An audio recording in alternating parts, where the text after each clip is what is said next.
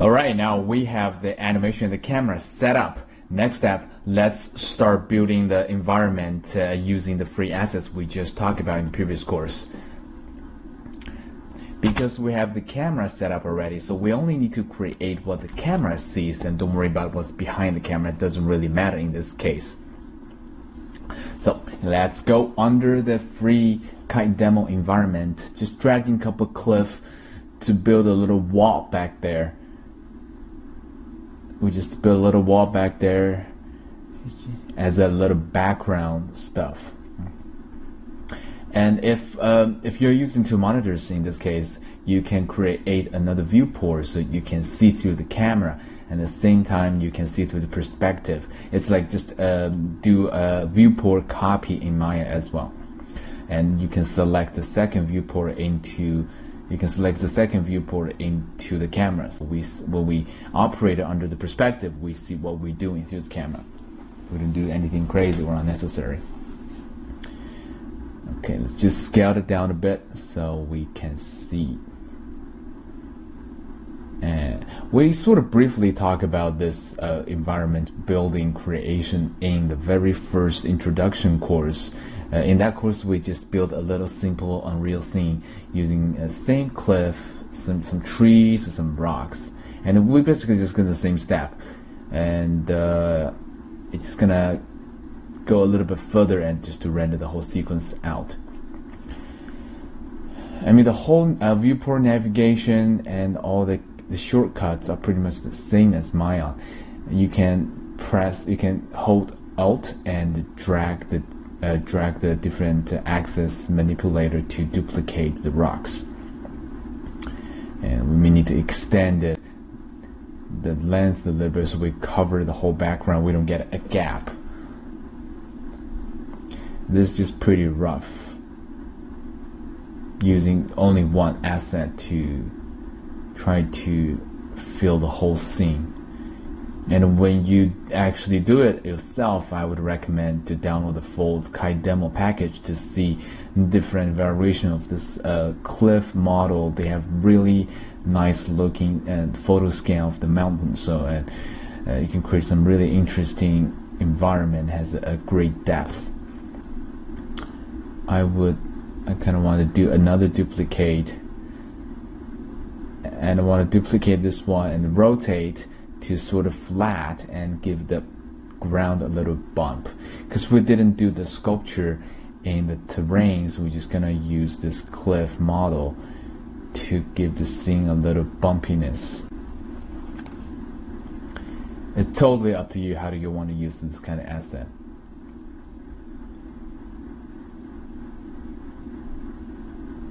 Because as much as I can, if I cover the ground a little bit more with the rocks right now, I can paint less foliage later, right? And the ground has more interesting bumpiness. It's not a flat ground. It looks pretty artificial.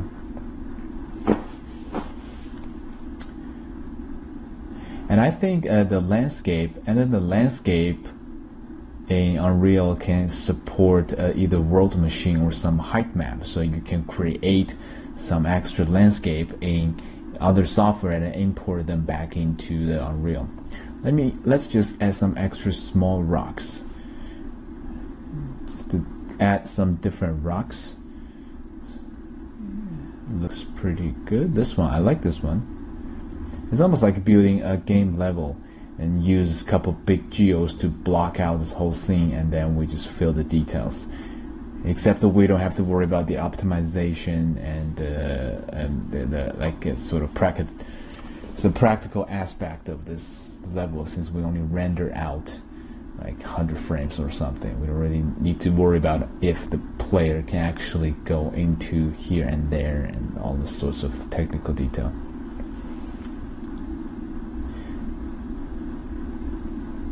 I think using this existing asset is a huge advantage for Unreal, since everybody is making great quality assets every day, and why don't we just use it, right?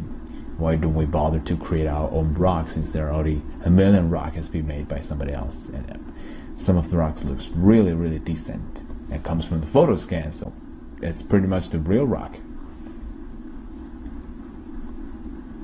Okay, let's leave it for now. Let's call it the basic terrain, and let's use the foliage tool, which is the paint tool, just to paint a little pebble or a little gravel to do another smaller rock layer. Let me find a smaller rock, well, like medium-ish, not really a smaller one. So when I'm painting this, I would like to keep the color consistent, so I don't want really bright color variation. This one is pretty bright. This one is okay, I guess. Okay, let's use the paint tool and to spray this little pebble. Well, this is not really a pebble, it's just a smaller rock. I would just lower the paint density to spray them around a little bit. Don't worry too much about paint too many. We can use shift and paint over to remove the ones that we don't need. If we select both three assets, we can set them into a scale range, which means the Unreal will randomly pick a scale between 0.15 to 0.45. So they will be scaled down randomly to paint as a second layer, as a little gravel layer. Again, I'm using this, I'm actually only rendering this. I don't have to worry, I'm rendering this offline basically. I don't need to worry about the frame rate issue or optimization. So if you have a computer with like 32 or 64 gigs of RAM, it's totally enough. You can even feel the whole scene without worrying about breaking it. Okay, let's just cut to the first layer. Let's start adding some foliage. The first foliage, I would like to go to foliage. Let's add some grass. Let's just add some grass, just to give a nice general natural layer of grass. So we uncheck the three rocks, only check the grass. So we only, when we paint, we only instance the grass. We can boost up the density. We want to use the grass to cover the ground a lot. So just go crazy, cover the ground as much as we can. And the good thing about this, the paint tool, is if we have a rock on top of the ground, it will actually drop the grass on top of the rock. So basically, it will grab the normal direction of the rock and instance the grass there accordingly. It's just not instance on one geo. It's basically dropping onto the terrain in general. Okay, after we add the grass, the thing starts to look a little bit better. And this is the first layer. And here you see the number tells you how many times this asset has been instanced in the scene. You can see we now have 1,000 instances in the scene of the grass. And because it's the instance, it doesn't take extra memory to duplicate or to store. So it's pretty efficient. Okay, let's add this kind of, I don't know what to call it, like this another looking kind of grass. Lower the density. This one have a little bit color variation, not too much, but just a little bit. Let's switch frame.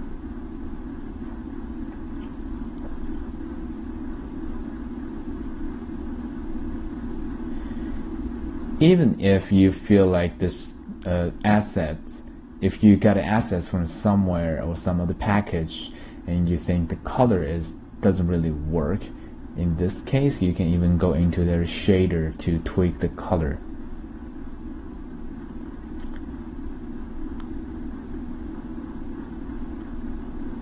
But it's more of a environment design kind of knowledge, so we're not gonna go into too depth for that one.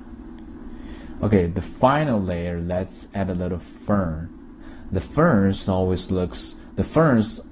look good if you put them in the scene for some reason. This is like I found whenever I can, I just drop in the ferns. It just makes the scene look so much more interesting. It gives it like a little nice tropical feeling. Okay, same thing, we need to scale them down a bit. Let's set the minimum scale to 0.3 and the maximum to 0.7 and higher the density. This fern, I think, this fern in the package has a wind vector animation, so if you look closely, they are actually waving, like wiggling. You can see a little bit there. Unfortunately, there's no character interaction in this rig, but it has some natural wind feeling. That's good enough. Character interaction is another course that in future probably I'll talk about, or you can look it up. Just look up for Unreal Interactive Foliage. There is a Gumroad package. I think it's for $10, and there's a really detailed instruction how to set up the foliage interaction with the character in Unreal. Well, because we didn't really have a good ground materials, I tried to cover the ground with grass as much as I can, so we don't show the ugly part. Maybe we can actually paint something on the mountain just to make it greener, make it more interesting. Yeah. Random. Okay, let's save it.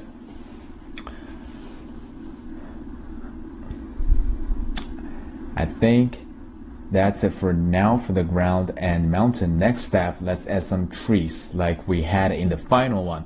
Now, adding the trees can give the scene a little bit more depth because we can put the trees behind the character and in front of the character, or in between the character and the camera. So when we see camera moves, we see some trees pass by the character. This will give the whole shot a little bit more depth visually. Just see, we can look, it's not a flat shot. We can see there's the trees in front of the character, trees behind the character. It's just to make the scene more 3D-ish inwards. And because we don't really want to see the leaves to distract us, so we're gonna pick a relatively tall tree, so we only see the log. The leaves is kind of distracting in this case. Okay, let's use this one.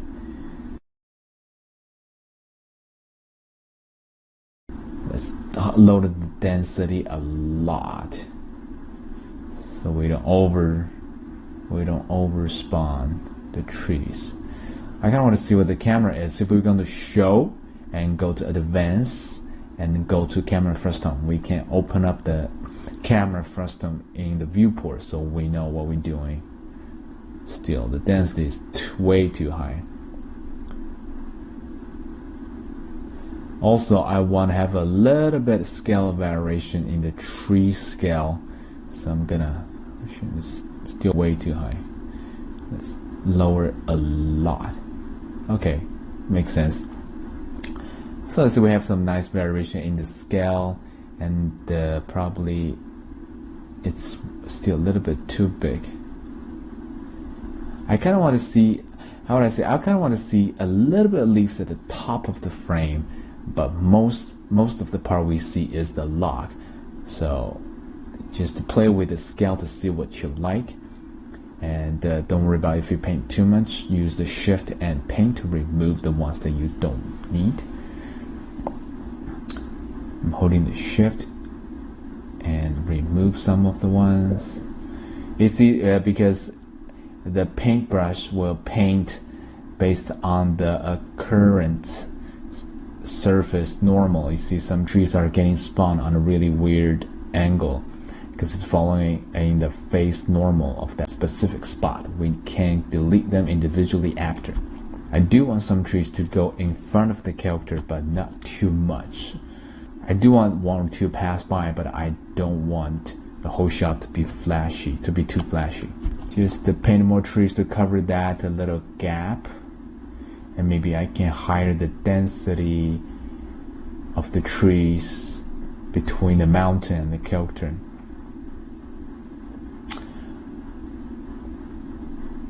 Well, the good thing is to paint more trees. Maybe I can paint a little bit more trees here, even though we don't see it.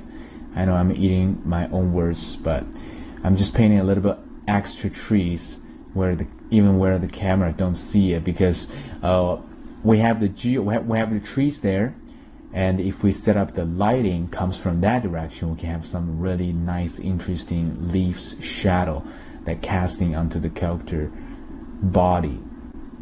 That's just for more for the lighting and shadowing purpose. Okay. I kind of want to drop in another kind of trees just to see a little bit more leaves.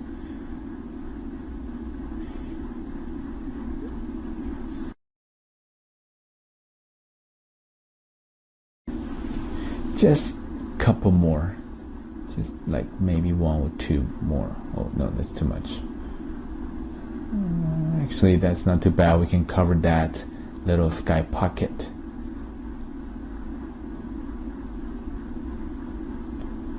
I don't really see it. Where is it? Maybe a couple more there, here and there. Too much. I may need to lower that tree density. I feel like he's gonna run into any log by any minute. But I first want to use another rock to cover that empty space at the beginning of the shot. Okay, just use a giant rock. Sketchy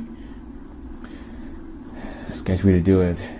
Please don't judge me on that. It's just a simple demonstration of using these assets. Okay, as you can see, by default the camera already has some depth of field effect, which looks pretty nice. And oh, we got a couple of weird trees here. We just need to use select tool under the foliage tab. Select on the foliage tab, very important, under the foliage tab to select those individual trees to do a little bit final adjustment. I feel now like I may have too many trees in front of the character. I can leave one or two, but I don't want too many. Here it's like I have 3. It might be too much. Get rid of this 2. The close one looks pretty good. Maybe the 3 is a little redundant. Maybe delete 1. It's purely subjective, depends on your taste. Okay, get rid of the one that the character is running into. Oh, there's a weird one there. Okay. I think I might see another weird one there, but yeah, don't worry about it. Okay.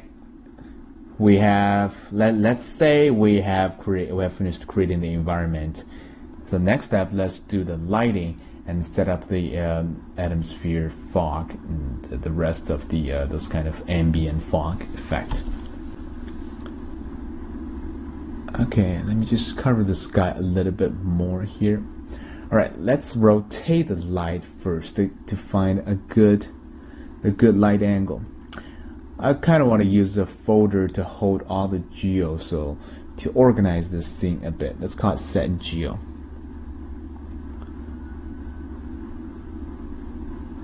And because all the foliage and all the trees were created by using the foliage painting instance function, they won't really show individually in the world outliner if you select it, it will be one object. But if you want to manipulate them individually, you have to go back into the foliage tab and use the tools under foliage tab to do further adjustment. They are not the same as the geometry themselves. You can see it's one piece. And this one piece will adjust their height accordingly if you move the base mesh. Say if I want to move the mesh, if I want to move this rock higher, the grass and foliage that sits on top of the rock will be moved as well. So that's pretty handy. Okay, let's go to the camera view so we can adjust the light. By default, the scene should come with a default light source. It's a direction light, it's a sunlight.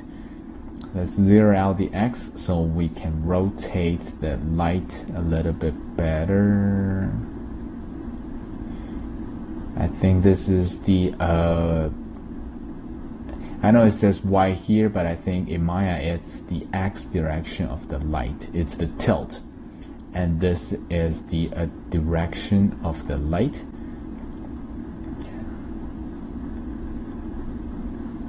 Just get an interesting light angle. See, all the trees we just put in there is casting.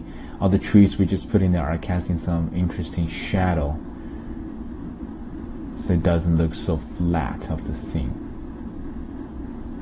I kind of want to see those leaves shadow a little bit more, so break down the bright and shadow part. Oh, okay, a little bit more. Okay, we have some bright spot on the character's body also. The background is not too bright and distracting. Here, a little bit like that. Yep, this is pretty good. So this light can actually isolate the character from the background. Maybe I just need to... Thanks for bearing with me. I know I'm... Okay, let's just leave it for now. And I'm gonna come back in the next course. We're gonna talk about the atmospheric fog soon.